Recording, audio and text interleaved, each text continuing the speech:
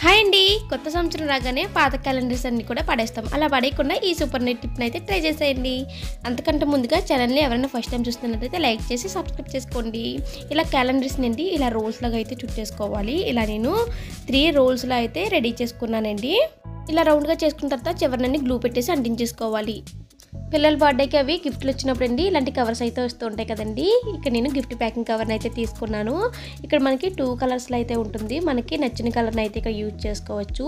ముందుగా రెడీ చేసుకున్న స్టిక్స్కి అండి ఈ కవర్ని అయితే అంటించేసుకున్నాను.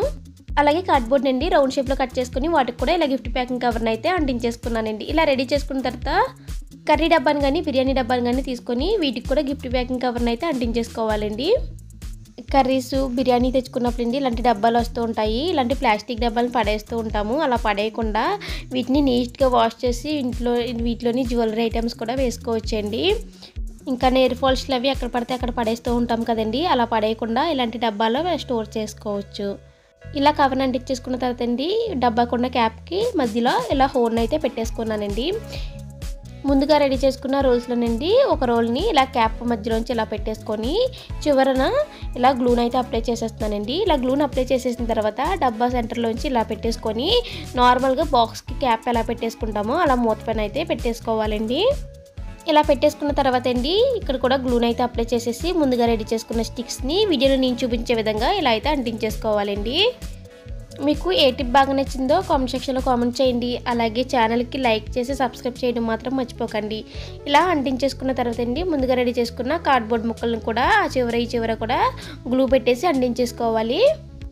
ఫైనల్లీ మనకి ఇలా బ్యాంగిల్ స్టాండ్ అయితే రెడీ అయిపోయిందండి. ఇలా మనం బ్యాంగిల్స్ అవి పెట్టుకోవచ్చు. అలాగే హెయిర్ బ్యాండ్స్ అవి కూడా అండి ఎక్కడ పడితే అక్కడ పడేస్తుంటాము. అలా పడేయకుండా వీటికి తగిలించేసుకోవచ్చండి.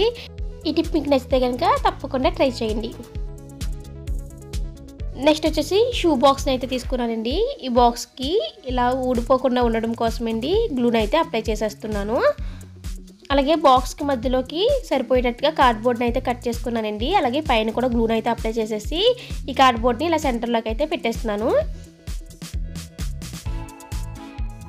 గిఫ్ట్ ప్యాకింగ్ కవర్ని అయితే తీసుకొని బాక్స్ అంతా కూడా ఈ కవర్ని అయితే అంటించేసుకుంటున్నానండి.